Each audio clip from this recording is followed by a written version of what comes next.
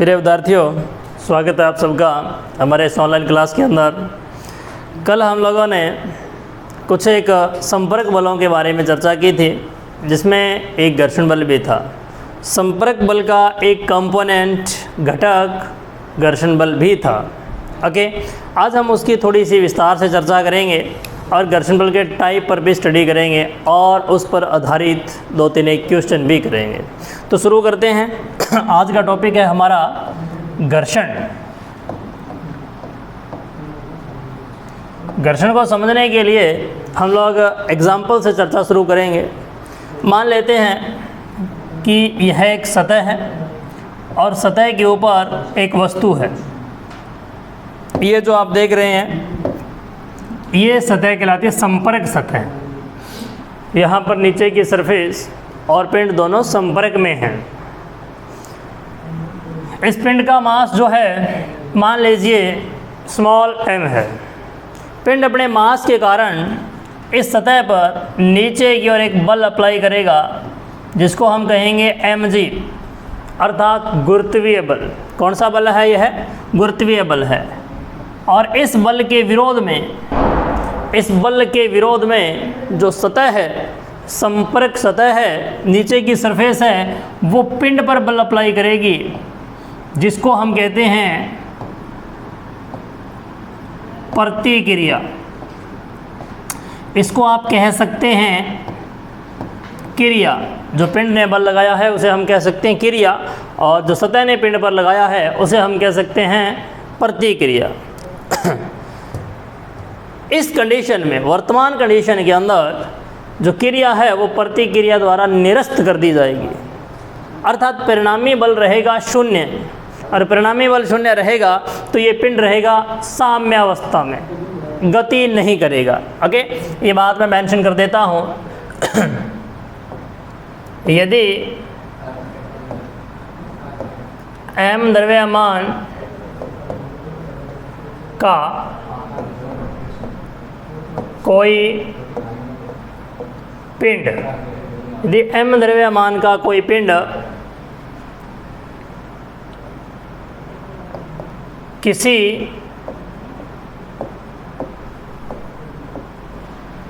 सतह पर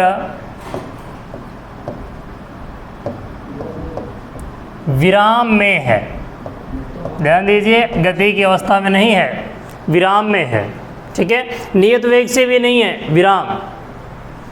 विरामावस्था में है, विराम में है, तो इस पर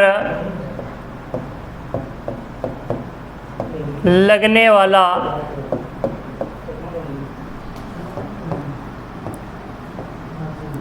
गुरुत्वीय बल कितना है? गुरुत्वीय बल जो है वो है mg, ठीक है। इस पर लगने वाला गुरुत्वीय बल इस पर सतह द्वारा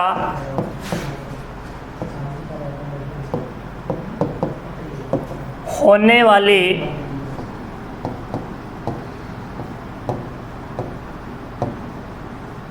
प्रतिक्रिया R द्वारा निरस्त कर दिया जाएगा। मतलब mg जो है वो परिमाण में R के बराबर हो जाएगा, अर्थात जो पिंड पर कार्यरत mg गुरुत्वीय बल है वो पिंड पर होने वाली प्रतिक्रिया की क्या हो जाएगा? बराबर हो जाएगा। इस कंडीशन में तो यहाँ तक हमने कोई घर्षण की चर्चा नहीं की है। अब हम लोग एक काम करेंगे, जो पिंड हमें दिख रहा है यहाँ सतह के ऊपर पड़ा m द्रव्यमान का, जिस पर प्रतिक्रिया R हो रही है, जो बल लगा रहा है सतह पर mg, इस पर हम बाह्य बल आरोपित करेंगे। कम मान का एक बाह्य बल F आरोपित करेंगे, छोटे वैल्यू का। और आप देखेंगे जब आप पिंड पर हल्का सा बल अप्लाई करते हैं तो ये पिंड क्या नहीं करता? गति नहीं करता, विराम में ही बना रहता है। ठीक है, हम क्या देखते हैं ऐसा करने पर, यदि इस पिंड पर छोटे परिमाण का बाह्य बल संपर्क सतह, कौन सी है संपर्क सतह, ये है संपर्क सतह, ठीक है। यदि इस पिंड पर छोटे परिमाण का बाह्य बल संपर्क सतह के अनुदिश लगाया जाए, संपर्क सतह के अनुदिश लगाया जाए, तो जो पिंड है ना, पिंड, ये जो पिंड है वो गति नहीं करता, तो पिंड गति नहीं करता। यह हम अनुभव करते हैं, अनुभव से हमें ये बात पता है। प्रश्न उठता है कि गति क्यों नहीं करता, जबकि इसे गति करनी चाहिए। क्यों करनी चाहिए भी गति? क्योंकि इस पिंड का जो त्वरण है वो क्या होना चाहिए, लगने वाला बल बटा में द्रव्यमान। हमने न्यूटन की गति के द्वितीय नियम में पढ़ा था, F बराबर क्या होता है, m इंटू ए। तो ए क्या है, त्वरण। त्वरण क्या होना चाहिए इसका, वो होना चाहिए F बटा में m। इस पिंड का त्वरण a बराबर F बटा m होना चाहिए। यदि इस पर कौन सा बल काम कर रहा है, F बल काम कर रहा है। अगर पिंड का त्वरण होगा तो इसका मतलब ये है कि पिंड को गति करना ही चाहिए, पिंड गति करेगा ही करेगा। लेकिन मैं ये कह रहा हूँ कि अनुभव से ये पता चलता है कि पिंड गति नहीं करता। तो इसमें क्या विरोधाभास है भाई, ऐसा क्यों हो रहा है?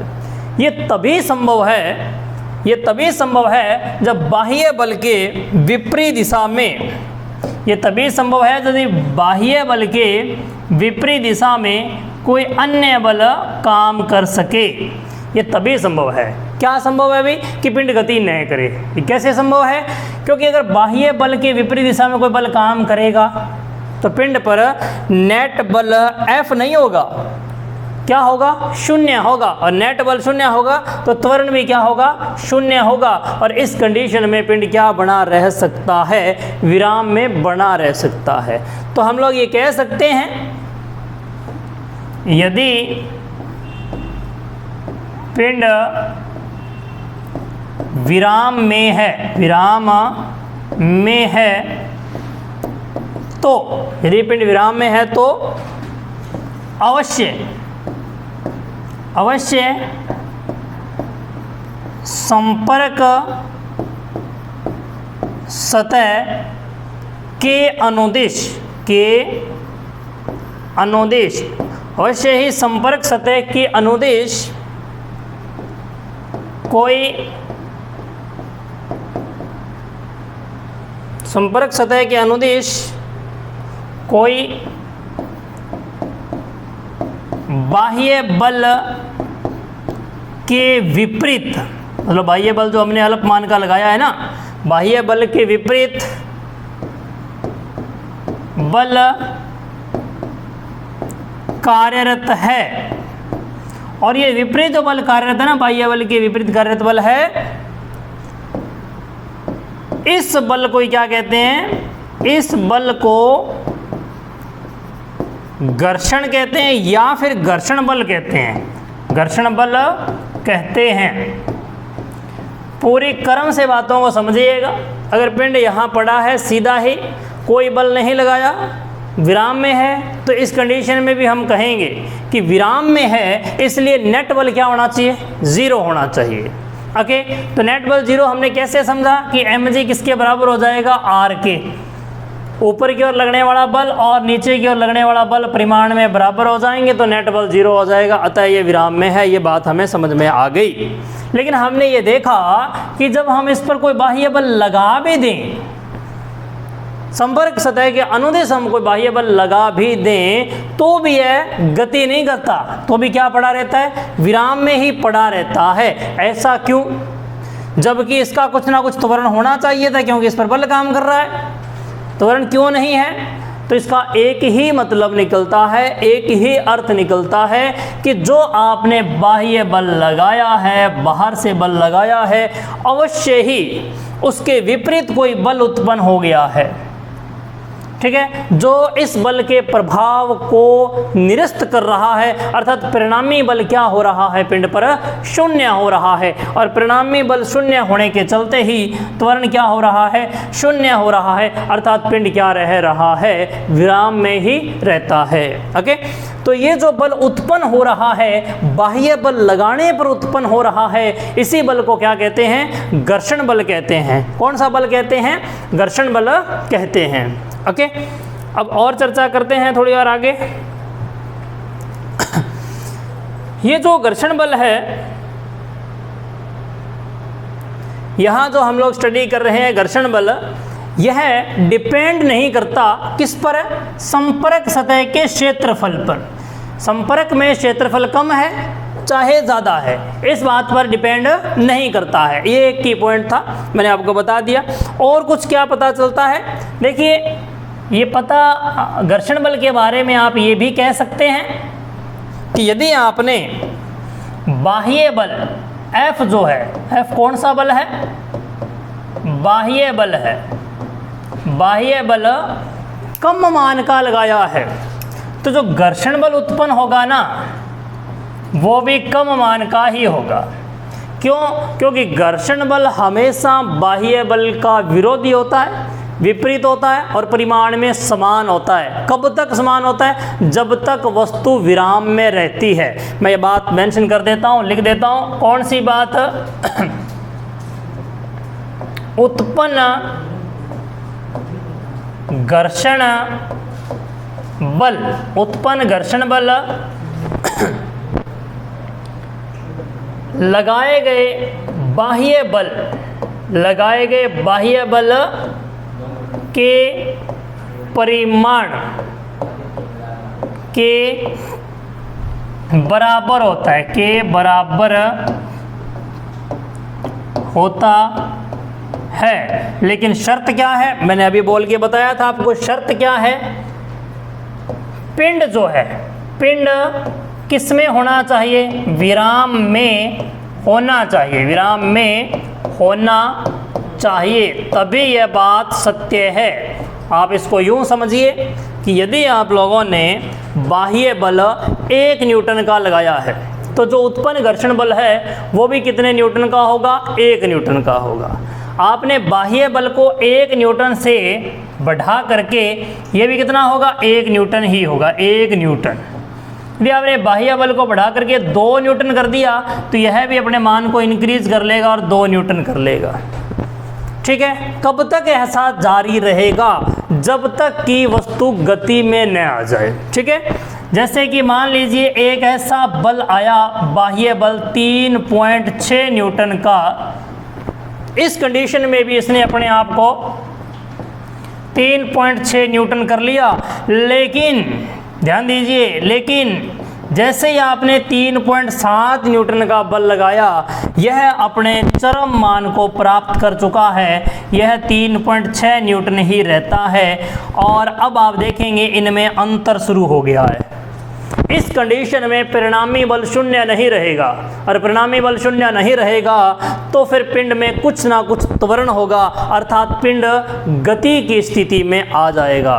तो एक निश्चित बल के मान पिंड कौन सी स्थिति में आ जाता है? गति की स्थिति में आ जाता है। और इसे कहते हैं, ये मैक्सिमम बल जो है इसे कहते हैं सीमांत घर्षण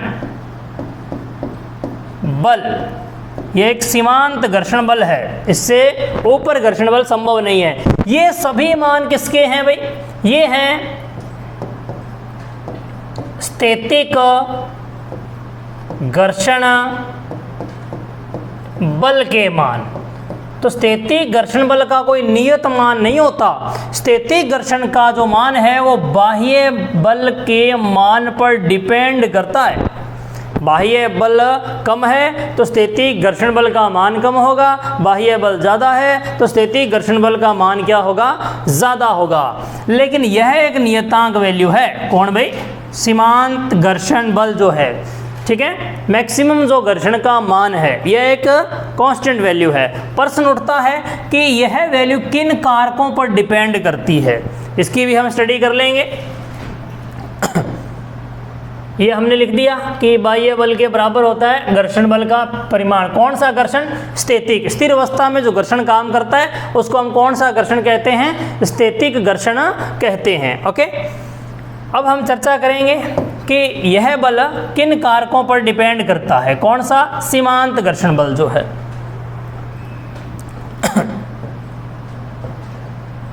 पिंड पर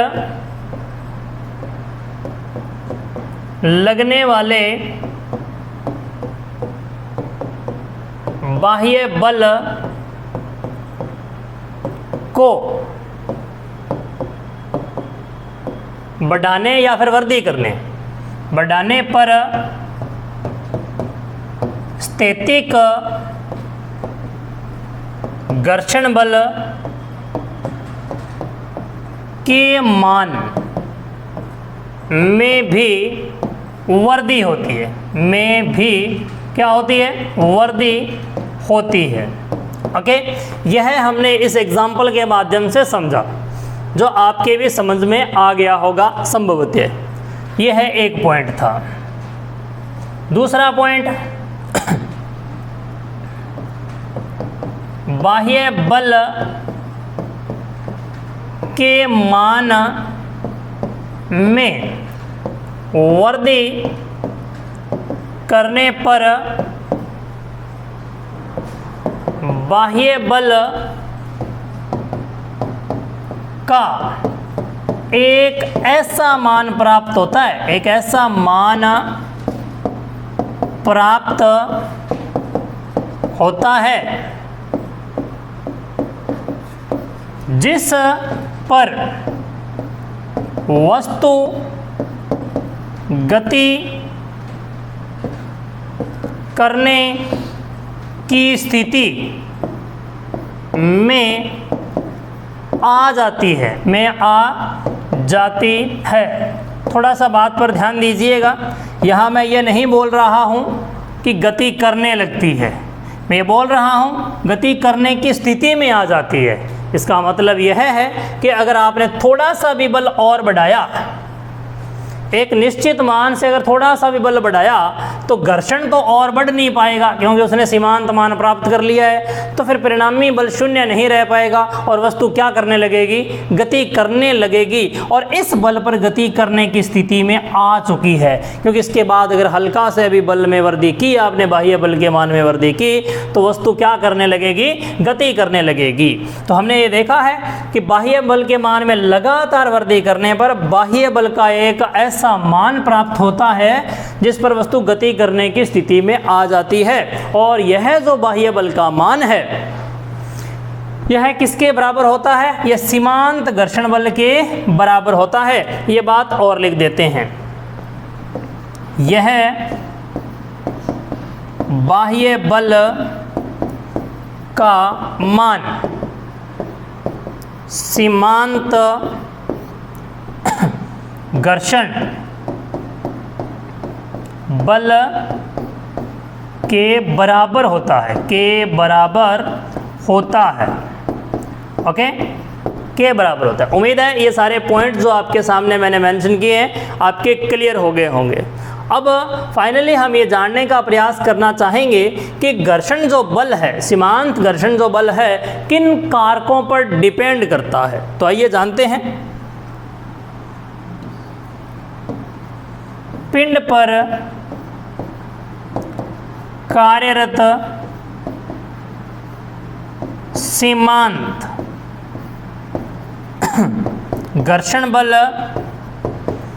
सीमांत घर्षण बल के लिए जो सिंबल है वो है Fs के साथ हम मैक्सिमम लगा देते हैं। मतलब सीमांत घर्षण बल स्थैतिक घर्षण बल ही है, लेकिन स्थैतिक घर्षण बल का एक चरम मान है, मैक्सिमम मान है। ठीक है। सीमांत घर्षण बल कौन है? वो स्थैतिक घर्षण बल ही है, लेकिन स्थैतिक घर्षण बल का मैक्सिमम वैल्यू है, चरम मान है। ओके, इसलिए हम लोग इस प्रकार से इसको रिप्रेजेंट कर देते हैं। पिंड पर कार्यरत सीमांत घर्षण बल पिंड पर सतह द्वारा होने वाली प्रतिक्रिया के समानुपाती होता है कि ये जो सतह है जिस पर mg बल लगाया था, किसने भी? पिंड ने, और पिंड पर सतह ने की थी प्रतिक्रिया r, इस r के समानुपाती होता है। कौन भाई? लगने वाला प्रतिकर्षण बल, मतलब प्रतिकर्षण नहीं, सीमांत घर्षण बल, प्रतिकर्षण नहीं घर्षण बल। ओके, और अपने इसके अंदर क्या देखते हैं? हम इसमें देखते हैं कि जो घर्षण बल है वो प्रतिक्रिया के तो समानुपाती है, लेकिन सतह के क्षेत्रफल पर डिपेंड नहीं करता। यहाँ आप ये याद रख सकते हैं कि जो सीमांत घर्षण बल है, सीमांत घर्षण बल संपर्क सतह के क्षेत्रफल पर निर्भर नहीं करता, इस पर डिपेंडेंस नहीं है इसकी, सतह के क्षेत्रफल पर निर्भर नहीं करता। सतह का क्षेत्रफल कम है तो भी घर्षण बल उतना ही है, और क्षेत्रफल ज़्यादा है तो भी घर्षण बल उतना ही है। ठीक है, अब हम लोग सूत्र बनाते हैं। तो सीमांत घर्षण बल के लिए सिंबल तो आपको अभी बताया मैंने, Fx मैक्सिमम समानुपाती क्या है? प्रतिक्रिया r के। ठीक है, प्रतिक्रिया को हम r से भी रिप्रेजेंट कर देते हैं और कई बार n से भी रिप्रेजेंट करते हैं, कैपिटल N से भी। अगर हम लोग यहाँ इस समानुपाती के चिन्ह को हटाएंगे तो एक नियतांक आता है mu S R, mu S एक नियतांक आता है। यह क्या है भाई? म्यू एस क्या है? म्यू एस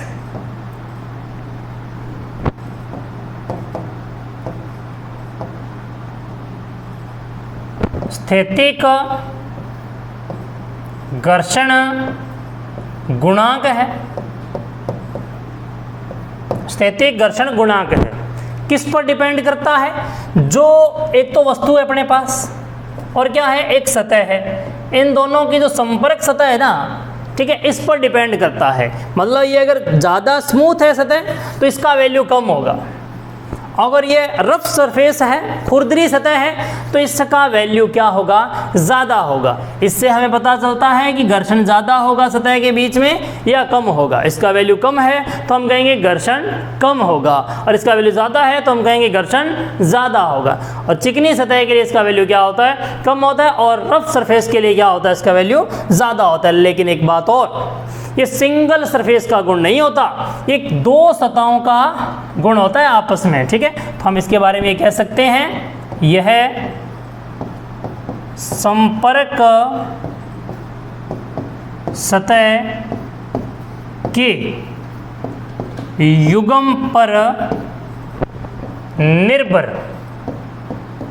करता है।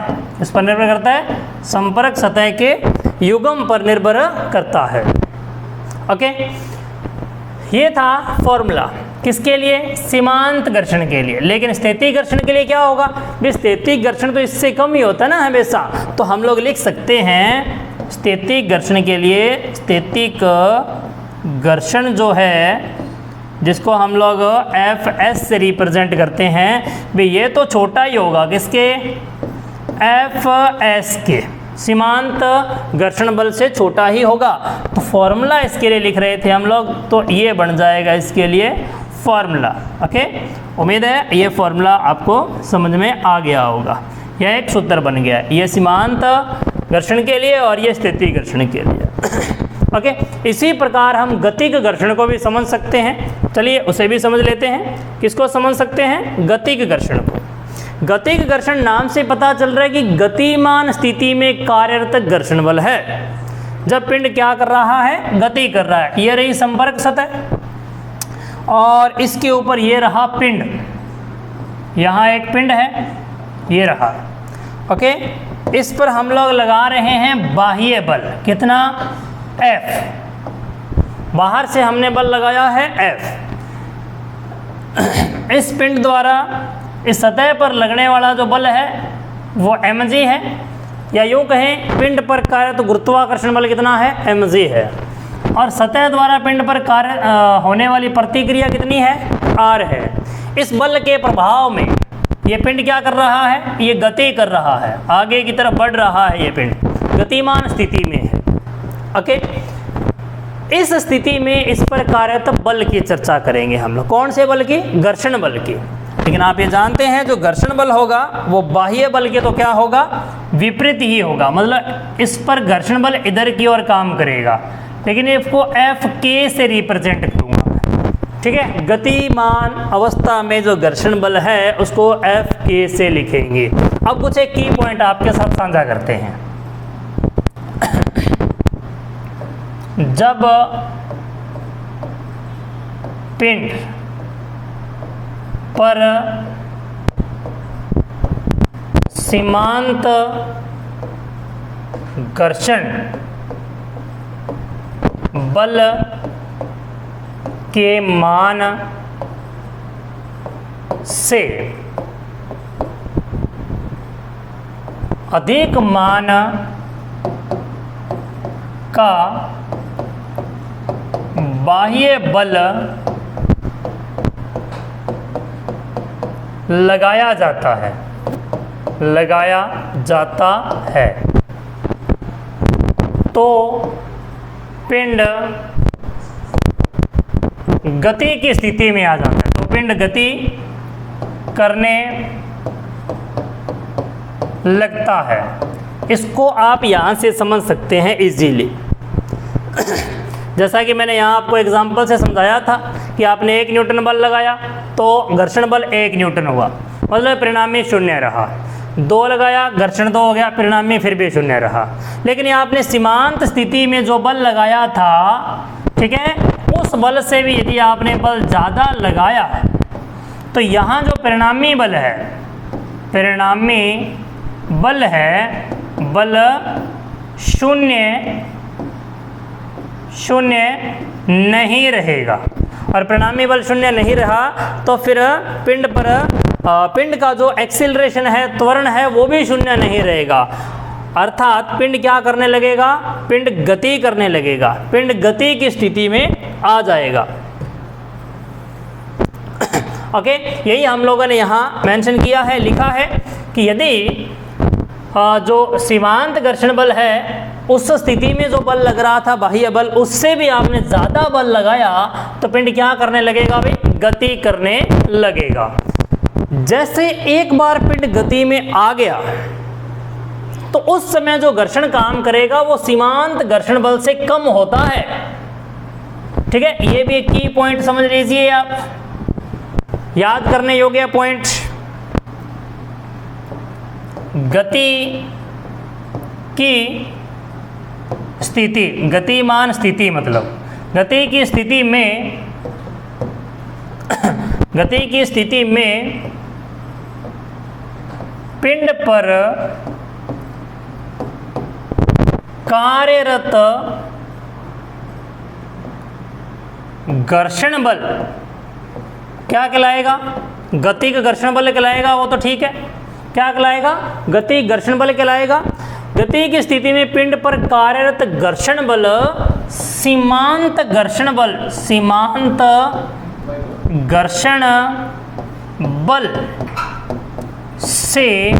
कम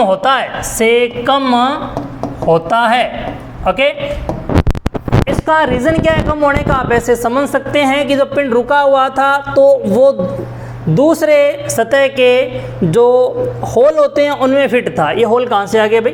फिर कोई भी सतह होती है ना, उसमें परमाणु होते हैं, और परमाणु आप जानते हैं गोलाकार शेप में होते हैं, ठीक है। और इसके ऊपर हम लोगों ने क्या रखी है? अन्य सतह को रखा है।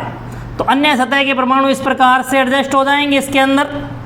आप इसको ऐसे समझ सकते हैं, ये कोई अन्य ऊपर पिंड रखा हुआ है, ये ऊपर कोई पिंड पड़ा है जिसके परमाणु हैं, और ये नीचे की सतह है, तो ये इसमें फिट हो जाएंगे। जैसे ही पिंड गति की स्थिति में आ जाएगा, ये गति करने लगेगा, तो यह जो भाग है इसके अंदर जो फंसा हुआ था, अब उसे यहाँ फंसने का समय नहीं मिलेगा, ऊपर से ही चलता जाएगा, मतलब उसमें फिट नहीं हो पाएगा।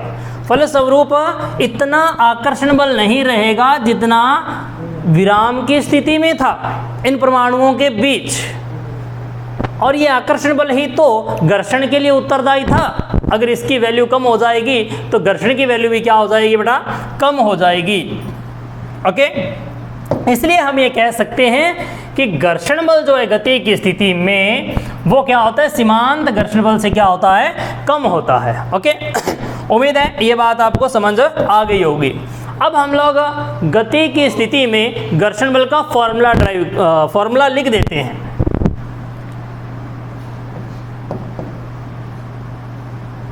गतिक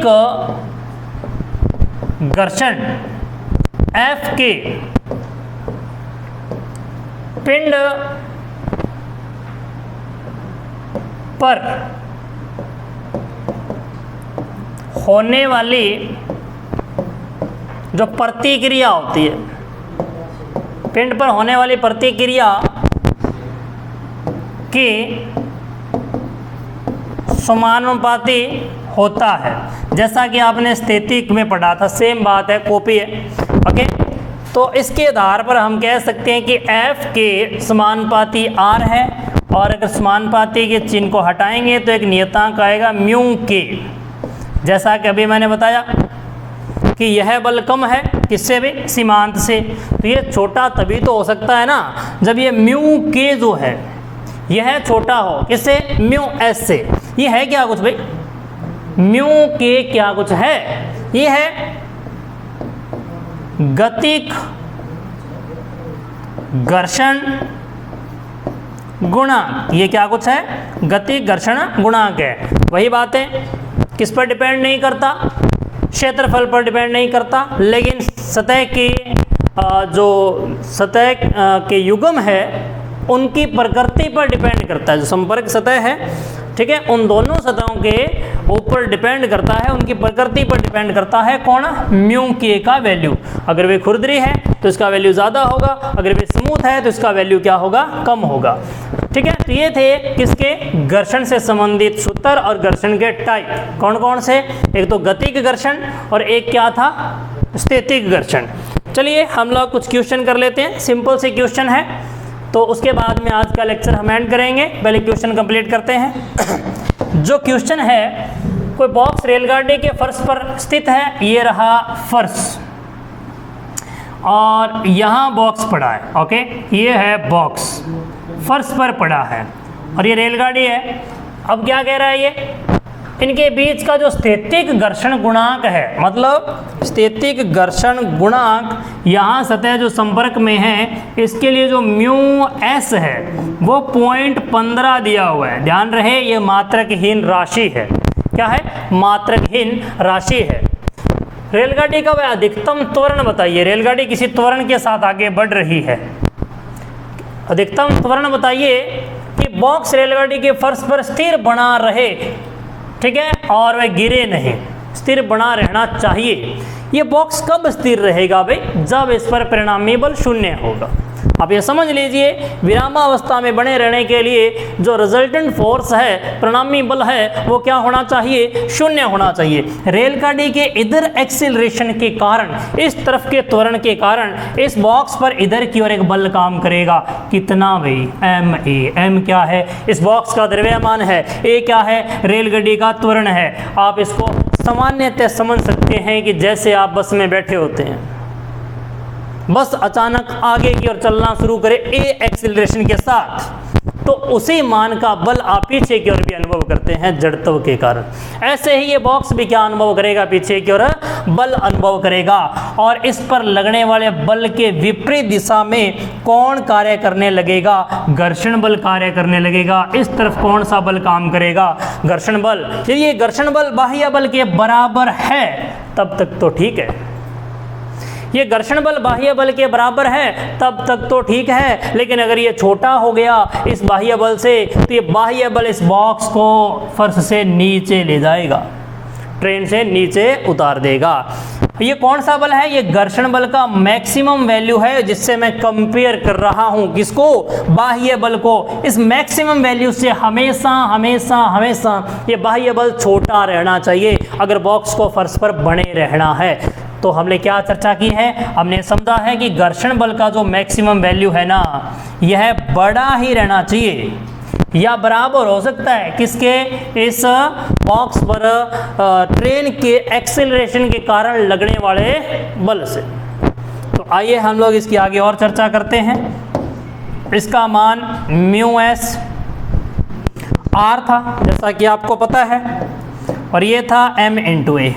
बॉक्स ना तो ऊपर जा रहा है ना नीचे जा रहा है, तो नीचे की ओर गुरुत्वीय बल ऊपर की ओर होने वाली प्रतिक्रिया के क्या होना चाहिए? बराबर होना चाहिए। अर्थात अगर बॉक्स ऊपर और नीचे की ओर किसी भी बल के साथ गति नहीं कर रहा है तो प्रतिक्रिया गुरुत्वीय बल के बराबर होनी चाहिए। इस रिजल्ट का हम यहाँ यूज करेंगे कि mu S M G equals to and greater M A लिखेंगे, और ये इससे कैंसिल आउट हो जाएगा। किससे भाई?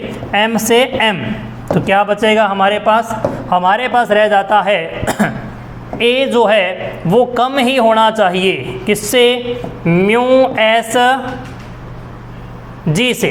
ठीक लिखा है? ओके। तो a छोटा ही होना चाहिए। म्यू एस की वैल्यू 0.15 गुणा में g को मैं 10 लिख रहा हूँ भाई। आप चाहें तो 9.8 लिख सकते हैं, उसने कोई बाउंडेशन ऐसी दी नहीं है।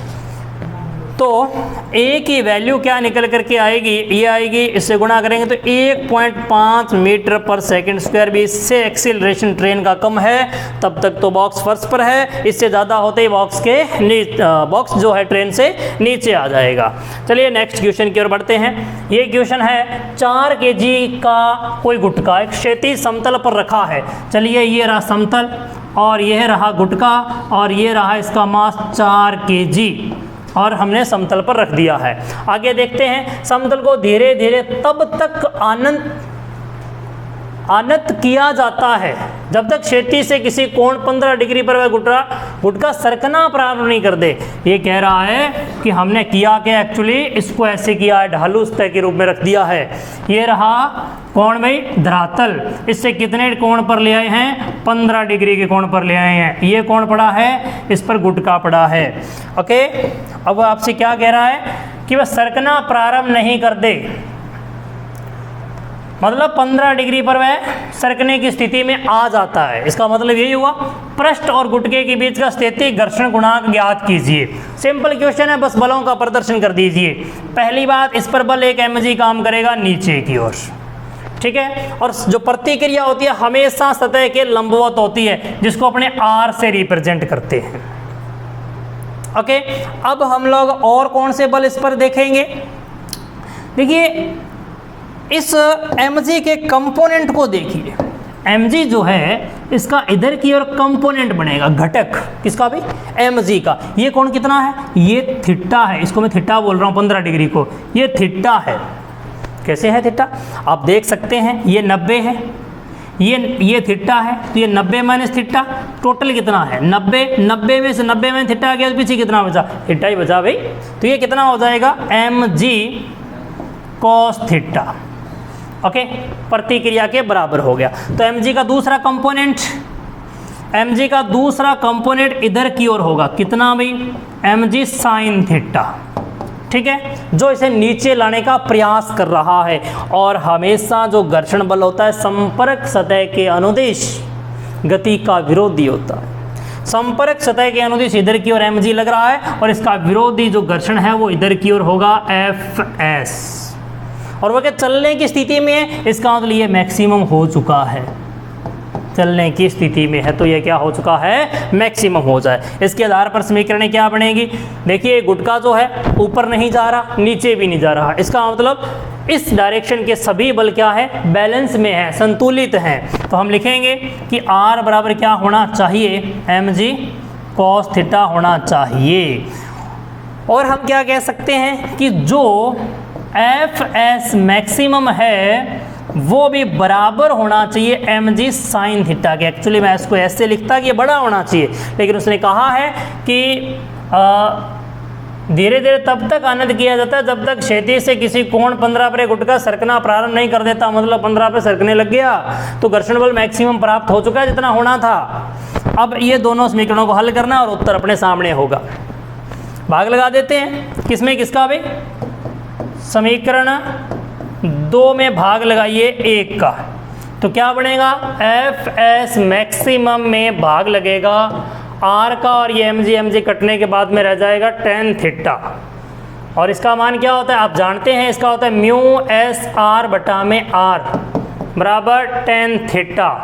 आर से आर कट गया तो tan थीटा बराबर बनता है म्यू एस, और थीटा बराबर, थीटा तो दिया है हमें तो म्यू एस निकालना है, तो म्यू एस बराबर बनेगा tan 15 डिग्री। इसका मान सारणी से देखना पड़ेगा और हमारे पास वैल्यू आ जाएगी किसकी? स्थैतिक घर्षण गुणांक की। आपको अगर थोड़ी प्रॉब्लम है समझने में तो आप इस लेक्चर को थोड़ा सा दोबारा देख लेना, पीछे करके डायग्राम को थोड़ा सा दोबारा देख लीजिए आप चाहे। देखिए इस पिंड पर मूल बल तो एक mg और एक प्रतिक्रिया r लग रहे थे, बाकी हमने इसके कंपोनेंट्स में डिवाइड किया है। ओके, कंपोनेंट में कैसे डिवाइड किया है? mg का एक कंपोनेंट लिया इधर की ओर, और एक हम लोगों ने mg का जो कंपोनेंट है इधर की ओर लिया है, और ये कंपोनेंट जो है अनंत सतह पर इसे गति करवाने का प्रयास करेगा, और ये जो कंपोनेंट है वो r को बैलेंस करेगा, प्रतिक्रिया को बैलेंस करेगा। लेक्चर काफ़ी लंबा हो जाएगा, इसलिए मैं आगे क्वेश्चन को आगे के लेक्चर में करवा दूंगा, और आगे के लेक्चर में हम लौटनी गति को पढ़ेंगे। अगर आपके पास बुक है एनसीईआरटी की तो उसे एक बार थ्योरी अवश्य पढ़ लेना, इनकी भी पढ़ लेना। वैसे नोट्स बनाने योग्य थ्योरी सारी की सारी मैंने बोर्ड पर मेंशन कर दी है, वैसे कोई दिक्कत नहीं आनी चाहिए आपको इसे लिखने में। फिर भी ये वेबसाइट में लिंक के रूप में आपको प्रोवाइड रहेगी, लेक्चर जो है उसके नीचे ये PDF आपको मिल जाएगी, उसे डाउनलोड करके भी आप नोट्स बना सकते हैं। यह थ्योरी आपको नोट्स बनाने में काफ़ी हेल्प कर सकती है। ओके, आज के लिए इतना ही, धन्यवाद।